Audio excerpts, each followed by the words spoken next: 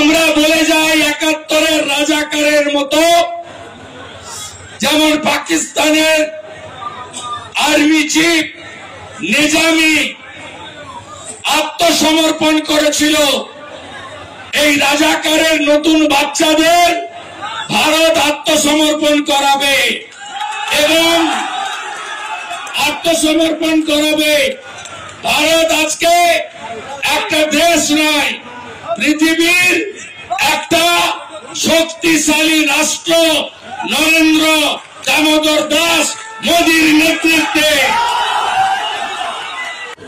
হুঁশিয়ার, একদিনে যা গার্বেজ বেড়ায় কলকাতাতে শুধু ওইটা কর ফেলে দিয়ে এলেই না ঢাকা পড়ে যাবেন আপনি,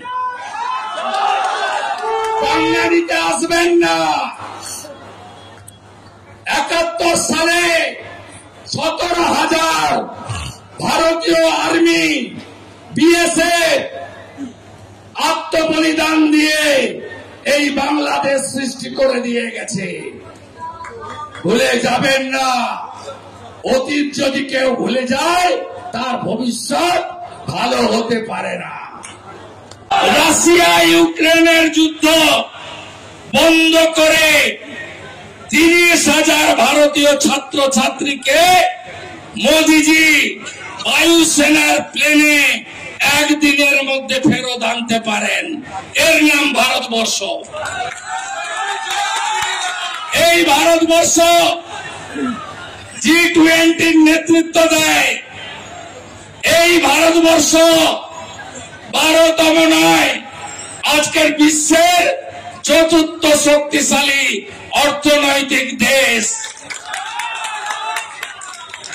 এই ভারতবর্ষ, এই হিন্দু সমাজ আমেরিকার প্রেসিডেন্ট নির্বাচনে ট্রাম্পকে জিতাতে পারে, তাই আমরা ভারতে নয়, আজকে বিশ্বের শক্তিশালী রাষ্ট্র।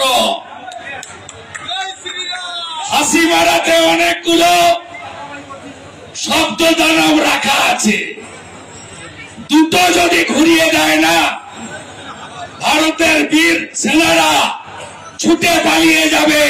শেষ করলেন, কোথায় ছিলেন আপনি? ওপারে ইউনুস যাহা, এবারে মমতা ব্যানার্জি তাহা।